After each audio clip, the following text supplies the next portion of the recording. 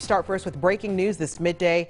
Rural Metro fire crews are on the scene of a business fire breaking out on the 10,000 block of Kingston Pike in West Knoxville. That's where we find WATE 6 on your side reporter Kirsty Crawford with the latest. Kirsty.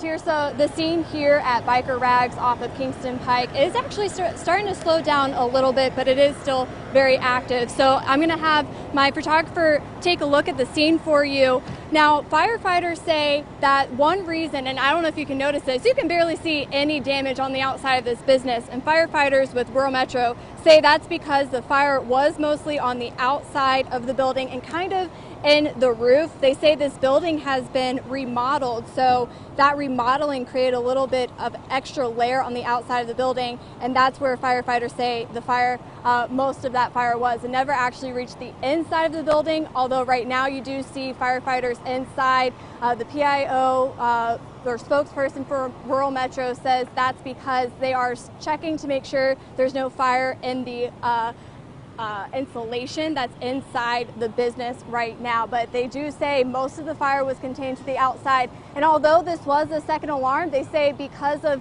smart firefighting skills and extra training, they knew how to extinguish this fire proactively and quickly.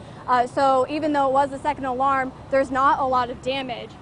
They also say that that no one was hurt in this. They don't know the extent of the damage. They know that inside there's a lot of smoke damage, but they say there actually isn't too much water damage. And like I said, the fire was more on the outside of the building, so they don't have any fire damage inside this business. So overall, the firefighters are pretty proud of how they worked here because there wasn't too much damage, but they don't know what caused the fire. That part is still under investigation. Tirsa? All right, Kirsty, if you can still hear me, is Kingston Pike still closed in both directions at this hour?